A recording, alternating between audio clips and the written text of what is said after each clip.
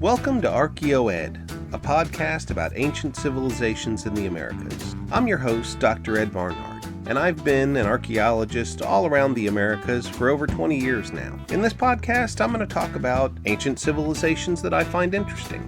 Sometimes it'll be overviews, sometimes it'll be very in-depth information, basically anything I feel like talking about, because this is my podcast and I'm just having fun with it. I hope you enjoy it too. So, without further ado, sit back, relax, and let's get started.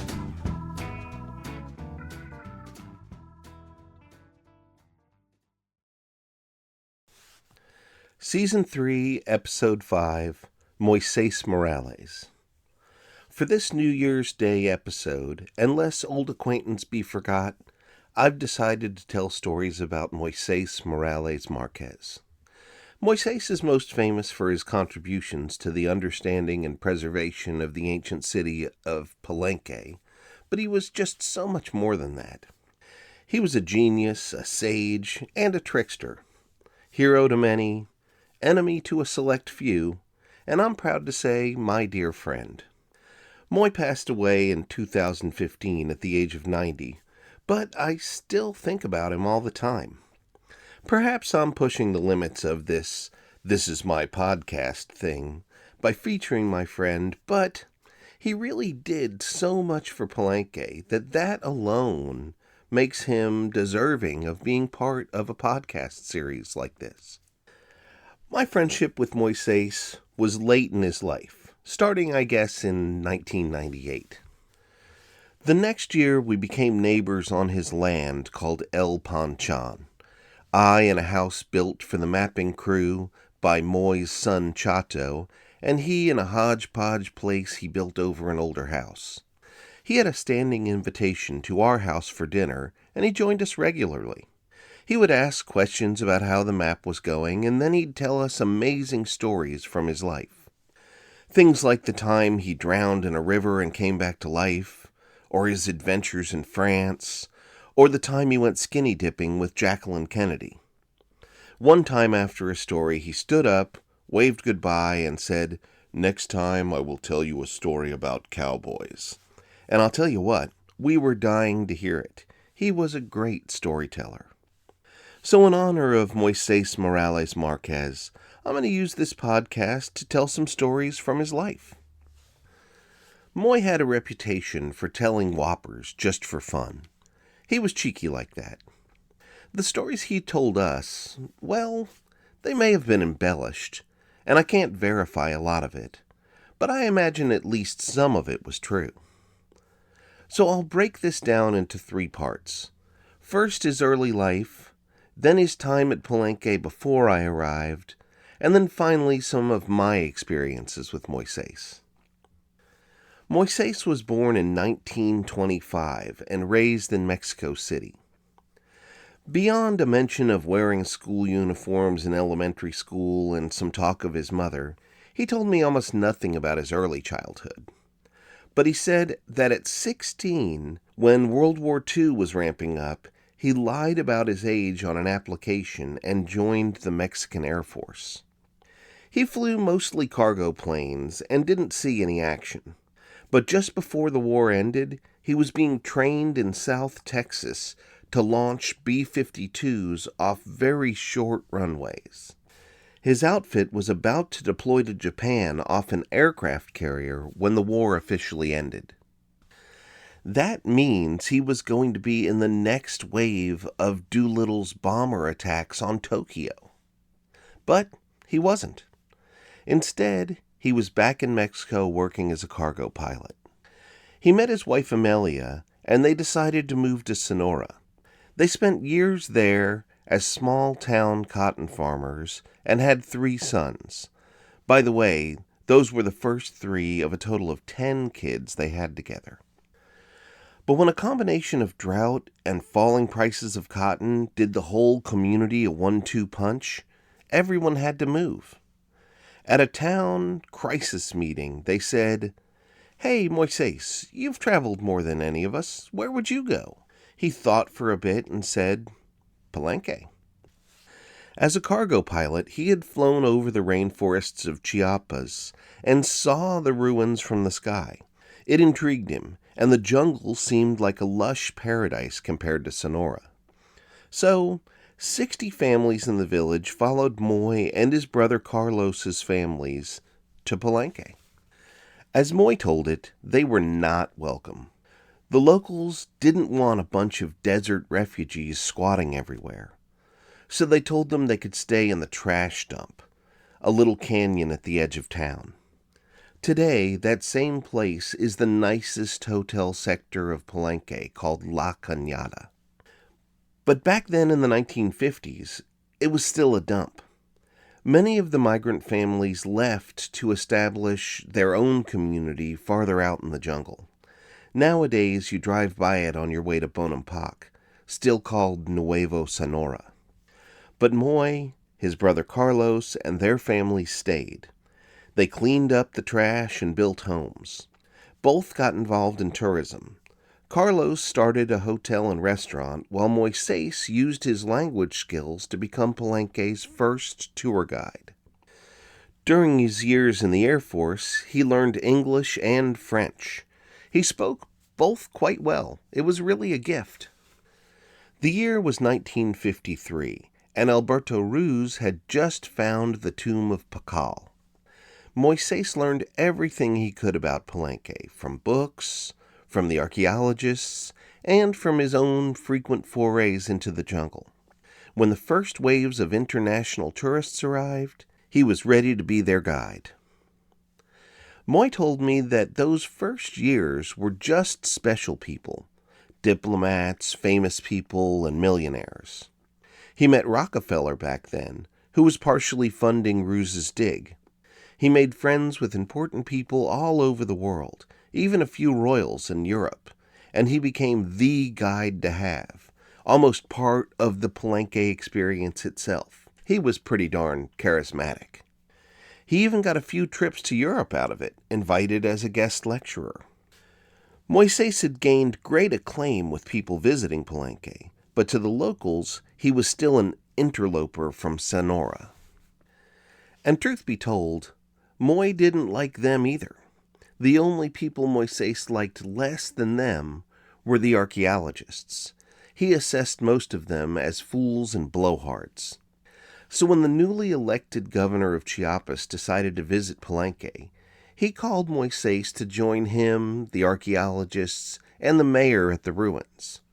As they strolled the ruins admiring their beauty, Moi asked the governor, "What would you say to dividing up the land of the ruins and selling it privately?" The governor replied, "I would say this place is national patrimony and cannot be sold." Moi then said, "What if I told you that Palenque is being parceled and sold right now?" The governor said, "I would stop them. Who's doing this?" Moi pointed at the mayor and said him and his friends, and it was true. The mayor had been selling Palenque piece by piece. Even famous Ruz had 5 hectares, which he quickly donated, and they became the ruins parking lot.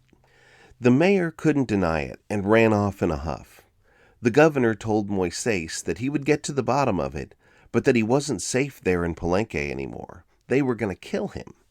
But Moi said no, he wasn't afraid of them, and he went home to La Cañada. That night, an accountant came to Moises's house, sent from the governor. He was very scared too, but Moi said, no, let's go have a beer. He strapped his pistol to his side, and they went to the local bar. The townspeople sneered at him, but no one challenged him. It was quite a macho moment, as Moi told it. Fast forward, the mayor's fired, most of the land's returned, and Moi eventually becomes seen as the savior of the ruins. Eventually. So Moi saved the ruins from private development. But that was just him getting started at Palenque. When I return from my first commercial break, I'll tell you about the next chapter of Moi's extraordinary life.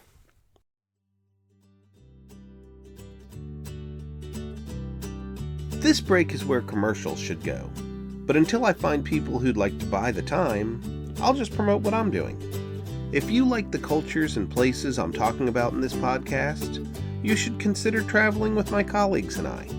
I'm the director of Maya Exploration Center, a nonprofit dedicated to the better understanding of ancient American civilizations. We do that through things like this podcast, our website, public lectures, and educational travel programs like I just mentioned.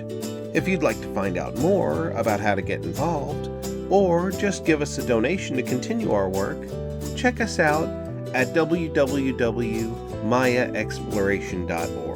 That's mayaexploration.org.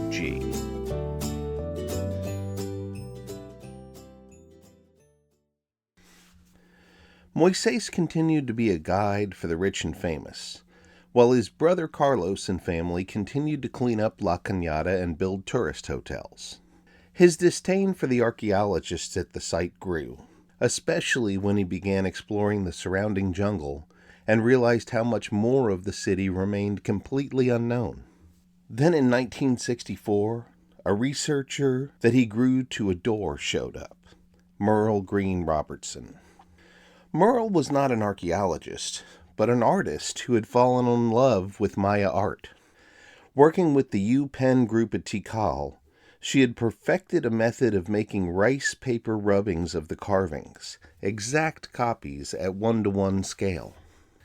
She also traveled all over the Petén, making rubbings in remote ruins. Quite a feat for a middle-aged woman who, by the way, was almost completely deaf. When she arrived to Palenque in 1964, she found it the most beautiful of all the ruins. With Ina's permission, she began making rubbings, and that caught Moi's interest. Moi was always drawn to people with passion, and Merle had it in spades. The two became friends, and Moi helped her however he could. He helped her get supplies, build scaffolding, and introduced her to the man who would become her tireless assistant, Chencho. I got to work with Don Chencho as an old man in Palenque. You couldn't meet a man more kind, wise, and capable. In no small part because of Moi's welcoming support, Merle decided to stay in Palenque and dedicate herself to the study of its art. The product of that effort is her amazing 4-volume set called The Sculpture of Palenque. Moises ended up building Merle her own house on his land in La Cañada. It's still there today, but now its address is on Merle Robertson Street. Then in 1970, Linda Shealy showed up. Another artist full of passion, Moi and Merle took a shine to her immediately. She knew nothing about the Maya. She and her husband David had driven a group of students down to look at Mayan architecture in the Yucatan. But when the road they had been following on their maps turned out not to be built yet, they found themselves accidentally in Palenque. They stayed for 10 days, helping Merle with her rubbings and photography. And when they left, Linda swore she'd be back the next summer. And she was. And for the next few years, she was Merle's assistant.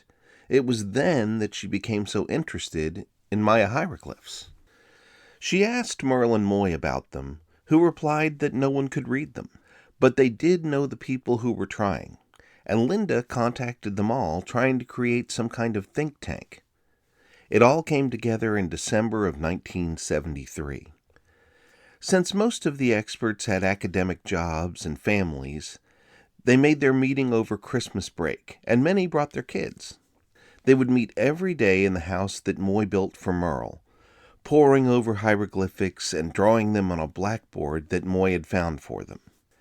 And when I met him, he still had that blackboard. It was one of his strange little treasures. In attendance were a collection of neophytes like Linda and Merle, and established Maya scholars like Michael Coe, Gillette Griffin, and Floyd Lounsbury. David Kelly was supposed to be there too, but instead he sent his student Peter Matthews. Peter brought a briefcase full of research and turned out to be a vital member of the team.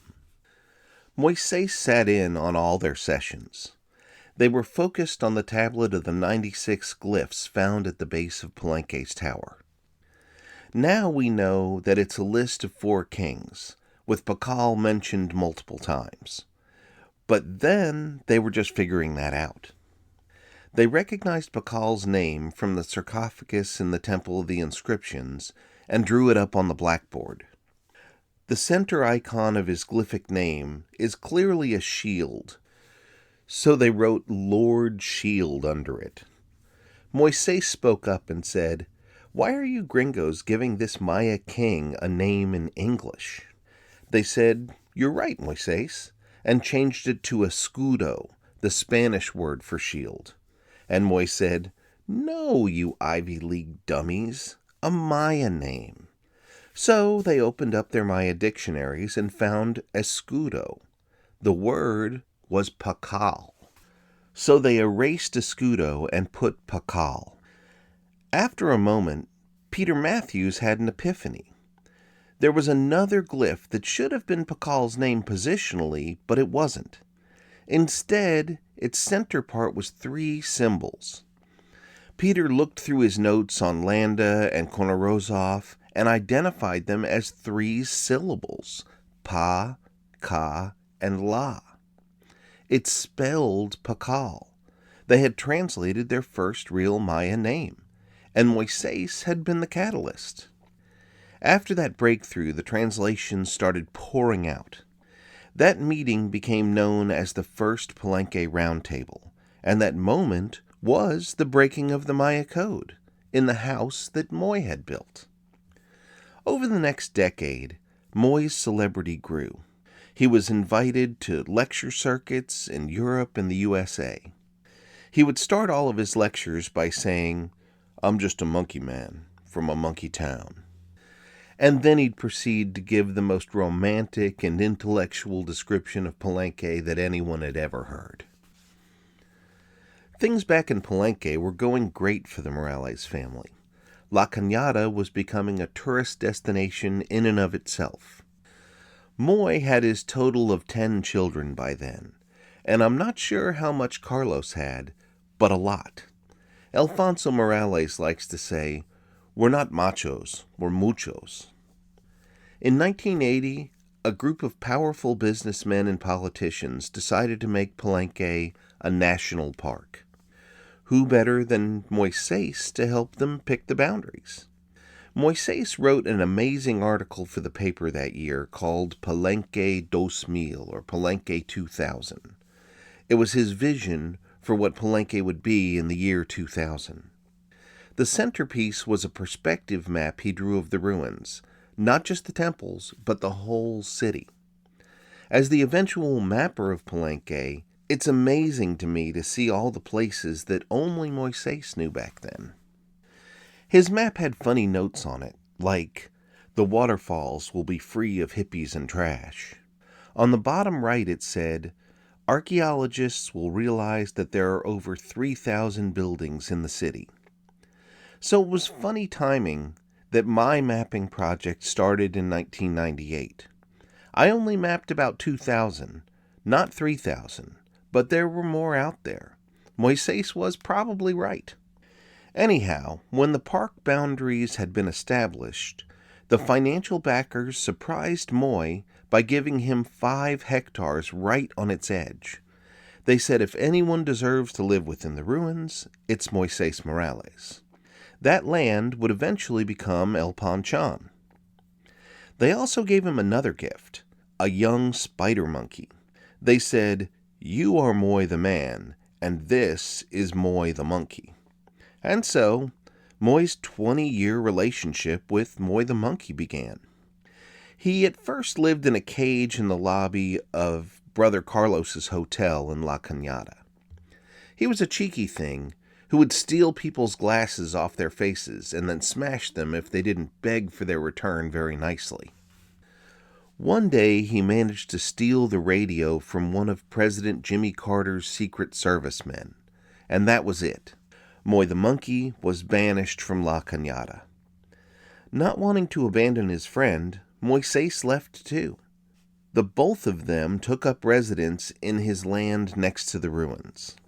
And that's where I first met Moises and his monkey. I was traveling with Linda Shealy's favorite student at the time, Julie Acuff. She had a letter of introduction from Shealy to Moises. I was just the guy she was traveling with. Moy didn't pay much attention to me, but I was intrigued by this old man living alone with a monkey, one that he frequently argued with. Little did I know that in just a few years, I'd be living there myself. And when I return from my final commercial break, I'll talk about my times with Moises.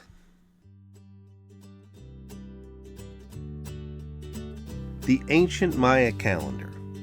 I'm fascinated by it, and though I've been studying it for decades, I still learn new things about it all the time. I call it ancient, but I and literally millions of modern Maya people are still tracking it into modern time. Towards that end, I've created 2 products to help people better understand it: my annual Maya wall calendar and an iPhone app called simply Maya Calendar. Through these tools, you can figure out today's date, or tomorrow's, or a Maya date thousands of years in the past. The app will even calculate your Maya birthday and tell you about your personality traits and destiny according to modern Maya daykeeper priests. The Maya Calendar app is available through iTunes, but both it and my annual Maya wall calendar are available through my website, Mayan-calendar.com. That's Mayan with an N, -calendar.com. Check it out.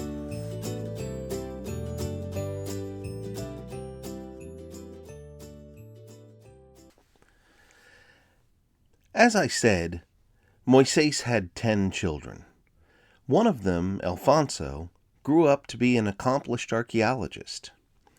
And in the year 1997, Alfonso got permission to run a project at Palenque. It was a real local boy makes good moment.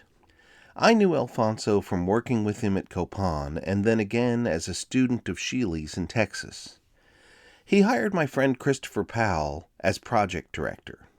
With a growing number of friends in Palenque, I decided to go to the Palenque Roundtable after my session in Belize that year.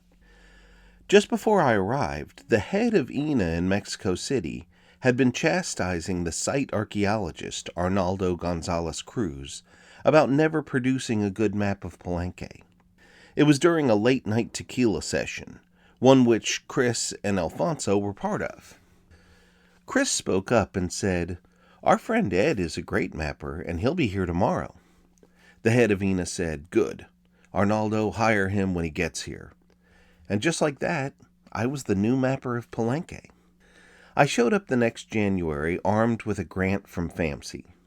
For the first 2 weeks, I hired a professional survey team out of Wisconsin, the Sweener brothers, to teach me how to use the total station I had acquired.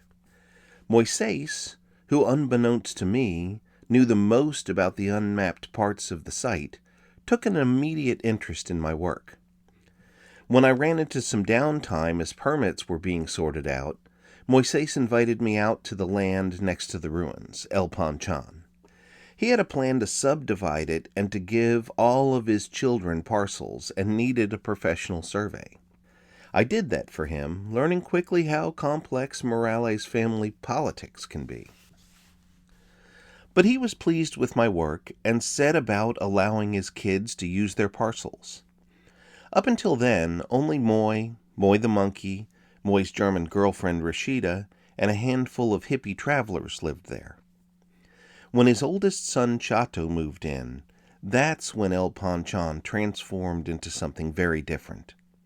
Chato had been a successful construction contractor for 17 years in California, but he had recently decided that it was time to come home to Palenque.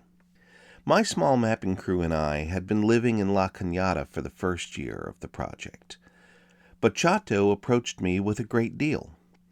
For about the price of my project lodging budget, he would build us a house in El Panchan. We could use it while the project was running, and eventually it would revert to him as a rental property. It was a great deal, and since I had made the map, I chose the highest, least flood-prone part of the property to build on. I sent Chato the money that fall, and he used it to build his restaurant, Don Mucho's. At first I was a bit upset by that, but Chato was good to his word and had a house for us built by the time we arrived for the 1999 season. About that same time, Moises decided to move from the front of the property to the back, next to my place. So we became neighbors. Now gosh, this is where it gets hard for me. So many great Moises stories. How to choose and how to weave them together. I'm not sure I can, so perhaps I'll just run through some of my favorite stories. First, how Moises lived back then. His house wasn't really a house. It was some kind of constantly evolving compound. He was always building some new part of it and changing where he slept within it. He used to say, "It's not a casa, it's a cosa." His by-then former girlfriend, Rashida, had already established a campground called Rashida's Retreat nearby. Moy had also let a couple named Ed and Margarita start a little lodging business. So when Chato started Chato's Cabanas and opened Don Mucho's, El Panchan turned into a full-on hippie traveler community. Lots of travelers that they referred to generally as artesanos would live at El Panchan for months at a time. Chato would hire them as musicians, fire dancers, or kitchen staff. Those that sold jewelry or other trinkets gave Chato a cut. As for Moises, he became the grand old man of El Panchan, followed everywhere by his entourage of dogs. He made a few rental rooms and a gathering salon in the middle of his house, but he never really rented them out. Instead, he'd just let attractive hippie girls stay there for free. He would stroll into Don Mucho's with his dogs, and beautiful girls would swarm his table. He was living large. And we, the mapping crew, always had a seat at his table, as he regaled us all with his great storytelling. Things were going fine in El Panchan until what we now collectively refer to as the Drum Wars. Our friend Carol Karasik actually wrote a book about those days called The Drum Wars. Highly entertaining. I suggest you read it, and I'll put an Amazon link to it in my show notes. Basically, it was drum circles that went on day and night. No one could sleep or even talk over them sometimes. Moy, Chato, and his other son Beto got sick of it, and they asked them to leave. They didn't, blathering something about, "It's a free world," and that was a mistake. The Morales took to raiding the drum circles, firing their guns in the air and punching the people who still wouldn't stop. A stupid group of them went just outside El Panchan's fence and kept drumming. The Morales stepped through the fence and beat them up too. One morning, Moy told me how he went into a drum circle the night before and kicked the fire pit at them. Some kid then got in Moy's face playing a flute, and Moy pistol-whipped it out of his mouth. A few months later, I was at a restaurant at Lake Atitlan and heard a kid telling his friends, "And then a crazy old man came and kicked our fire. I tried to chill him out with some cool flute tunes, and he hit me in the face with a gun." Classic Moy. There was another kid who was molesting girls in their hammocks at night. Moy caught him, and the kid said, "What are you going to do? There's no police around here to help you." Moy calmly said, "No, and they won't help you either." Then he tackled the kid and told someone to get him a rope. He tied it around the kid's neck and then hoisted him up on a tree until he begged for his life. Moy kicked him in the ass as he ran away crying. If you've never seen a 70-year-old man whip an 18-year-old, I highly recommend it. So many stories. What to tell next? Well, here's one of my favorites. The forestry department was constantly on top of my mapping project, trying to shut us down for cutting trees. One ranger in particular kept asking me for bribes to keep us safe. I would just pretend that I didn't know what he was saying. So one Saturday morning, he showed up with Moises at my front door. Moy said, "This guy wants me to translate for him." He went into his pitch in Spanish. There'll be a meeting in Tuxtla Gutierrez to shut my project down. He could go and defend us, but he needed money for bus fare, hotels, and food. I understood it all. When he was done, he motioned to Moises. With a straight face, Moy said, "This miserable bastard wants a bribe from you. The other rangers hate him, and he will be fired soon." He looked at me smiling, like, "You get it now?" Oh yes, I got it. But I said thank you, but I'd take my chances, and we were never shut down. Okay, time for one more.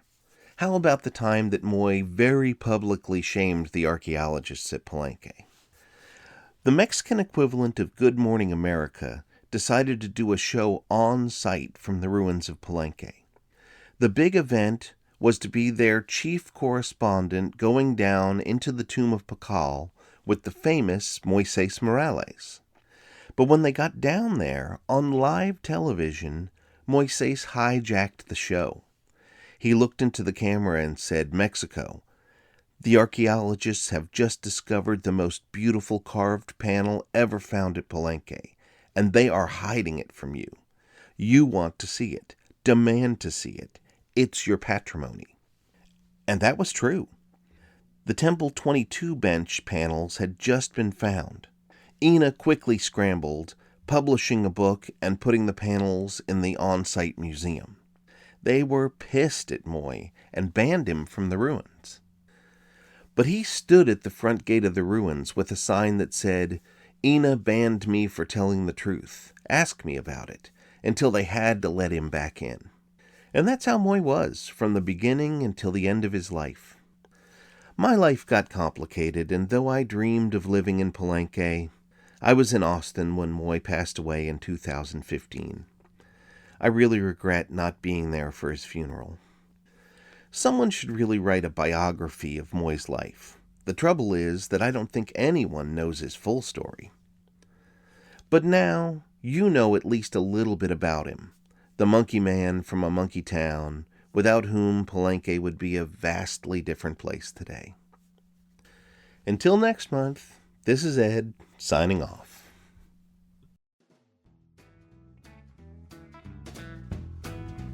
You've been listening to ArchaeoEd, a podcast written, produced, and distributed by me, Ed Barnhart. If you liked what you heard, then subscribe, like, share, comment, and do all those other things that I'm supposed to ask you to do. If you didn't, then don't do any of that stuff. And if you really liked it, support ArchaeoEd through my Patreon account. I make these podcasts for free, but I am not opposed to financial support. Until next time, thanks for listening. All rights reserved, copyright 2020.